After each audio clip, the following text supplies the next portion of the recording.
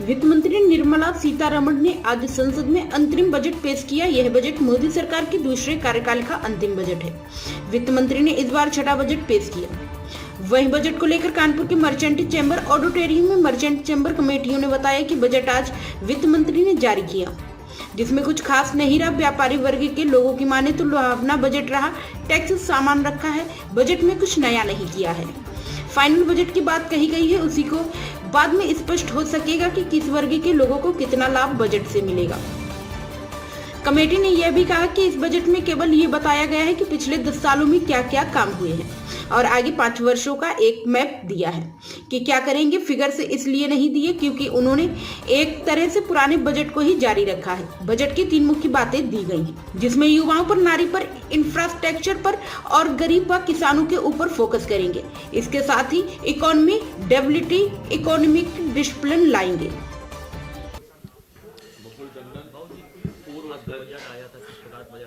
देखिए, बजट ये interim budget था और ये एक्चुअली वोट ऑन अकाउंट था। तो वोट ऑन अकाउंट में कोई भी ऐसा मेजर नहीं लिया। इन्होंने सिर्फ ये बताया है कि पिछले 10 साल में क्या इन्होंने प्रोग्रेस रिपोर्ट एक तरह से दी है और आगे 5 साल का एक रोड मैप दिया कि आगे क्या क्या करेंगे अगले 5 साल में। फिगर्स इसलिए नहीं दिए क्योंकि उन्होंने पुराना बजट एक तरह से कंटिन्यू किया है। तो क्योंकि ये जुलाई में अपनी सरकार ने कहा सरकार इनकी आएगी और दोबारा प्रॉपर बजट पेश करेंगे, तो इसलिए उन्होंने कोई भी टैक्सेस वगैरह में किसी जगह कहीं भी उन्होंने चेंजेस नहीं किए हैं और उन्होंने चेंजेस नहीं करके पुराना बजट कंटिन्यू किया है। उन्होंने रोड मैप थोड़ा सा, इससे आइडिया होता है कि आगे क्या प्रोग्रेस होगा, बिकॉज डेवलपमेंट चल ही रहा है और रोड मैप चल रहा है। तो जैसे इंफ्रास्ट्रक्चर में उन्होंने कहा कि हम 11% की वृद्धि करेंगे, साथ साथ मकानों के 2 करोड़ मकान नए बनाएंगे। या एक अच्छा जो उन्होंने किया है फिजिकल डेफिसिट, जो कह रहे हैं कि इन्होंने ये प्रॉमिस किया था कि फिजिकल डेफिसिट पिछले अगले सालों में 4% तक ले आएंगे। तो पिछले साल 5.9% था, इस बार 5.1% है और आगे आगे 4% आएगा। तो ये कम से कम इकोनॉमिक पॉइंट ऑफ व्यू से अच्छा है क्योंकि ये इकोनॉमिक स्टेबिलिटी लाएगा। फिजिकल डेफिसिट जैसे जैसे कम होता है, ऐसे गवर्नमेंट की बोरोइंग कम होती है, गवर्नमेंट की इंटरेस्ट कॉस्ट कम होती है। तो जो गवर्नमेंट को रेवेन्यू से पैसा बचता है, वो जो इंटरेस्ट कॉस्ट कम होती है वो डेवलपमेंट में खर्चा होता है।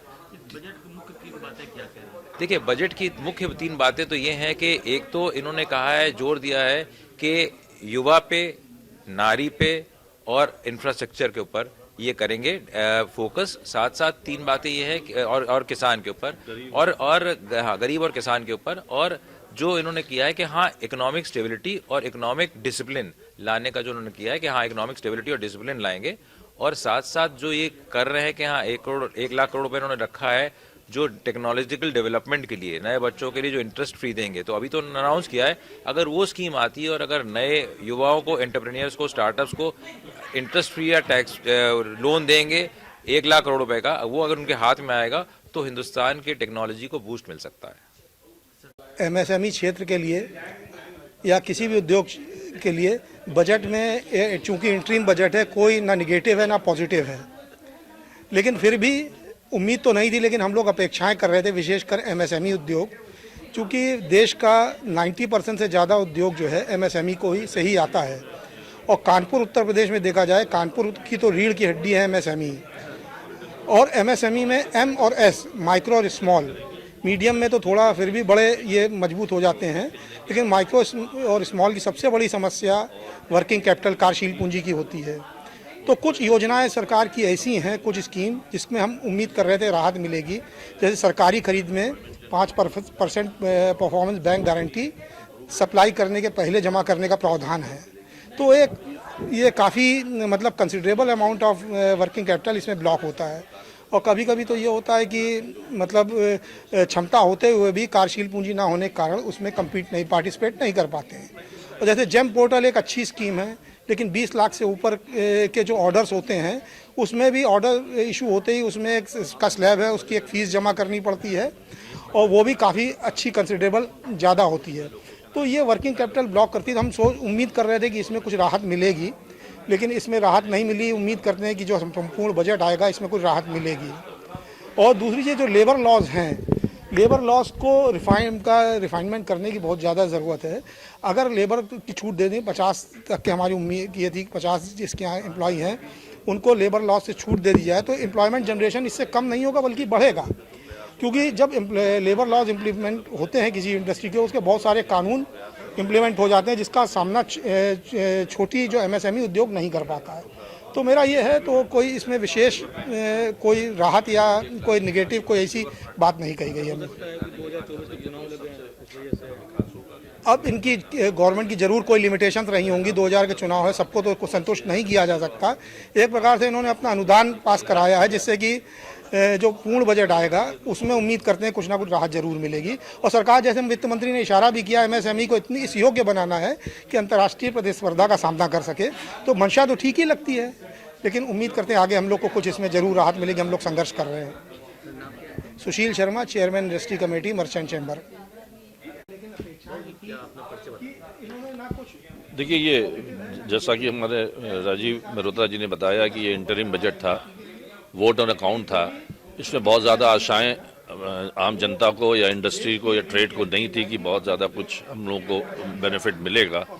इसमें नॉर्मली गवर्नमेंट ने अपना परफॉर्मेंस रिपोर्ट दी है पिछले 5 साल की, और आगे के लिए फंड्स एलोकेशन के लिए बात की है, और अपना विज़न बताया है कि हम जो भी आगे करेंगे गरीब, महिला, युवा और अन्नदाता के ध्यान में रखते हुए अपनी आगे की स्कीम्स लाएंगे। उसमें उन्होंने कुछ चीज़ें जो हाईलाइट की हैं कि 2 करोड़ मकान वो अगले 5 सालों में बनाएंगे गरीब लोगों के लिए, और मेडिकल कॉलेजेस कई बनाएंगे। कम्प्रिहेंसिव प्रोग्राम डेयरी फार्मिंग के लिए उन्होंने सामने रखा है। 11,11,000 करोड़ का इंफ्रास्ट्रक्चर के लिए एलोकेशन फंड का। तो मैं बता तो रहा हूँ आपको कि जब 11,11,000 करोड़ उन्होंने इंफ्रास्ट्रक्चर प्रोजेक्ट्स के लिए लिखा है, 2 लाख हाउस बनाएंगे, 3 लाख हाउसेज मिडिल क्लास के लिए बनाएंगे, तो इससे हमारी रियल इस्टेट इंडस्ट्री और ओवरऑल बेसिक इंडस्ट्रीज जितनी हैं वो सब डेवलप होंगी। सीमेंट, आयरन, आपका उससे रिलेटेड जितने, हाँ, ग्रीन एनर्जी के ऊपर इन्होंने बहुत बड़ा काम कर रहे हैं। ग्रीन एनर्जी में इन्होंने बताया है कि हम फ्री पावर देंगे, और 1 करोड़ हाउसेस को हम फ्री सोलर वो देंगे यूनिट्स, जिसमें 300 यूनिट पर मंथ का उनको फ्री मिलेगा बिजली, 18 होगी।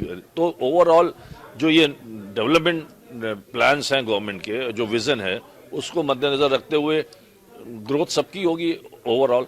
कोई हम स्पेसिफिक इंडस्ट्री को कहें, इंडस्ट्री ग्रोथ होगी रियल इस्टेट में, ये इंफ्रास्ट्रक्चर प्रोजेक्ट्स में, और बाकी इन जनरल ग्रोथ होगी। फिस्कल डेफिसिट कम की है, 5.1% पे लाने की बात है 5.8 से, तो इससे फ़र्क पड़ेगा। प्लस जो अपनी जीडीपी है 7% की एक्सपेक्टेड, उससे इंडस्ट्री के ऊपर इम्पैक्ट आएगा। तो ओवरऑल इंडस्ट्री के लिए ठीक है, निगेटिव कुछ नहीं है इसमें। प्राइम संदेश न्यूज से संवाददाता मयंक सैनी की रिपोर्ट।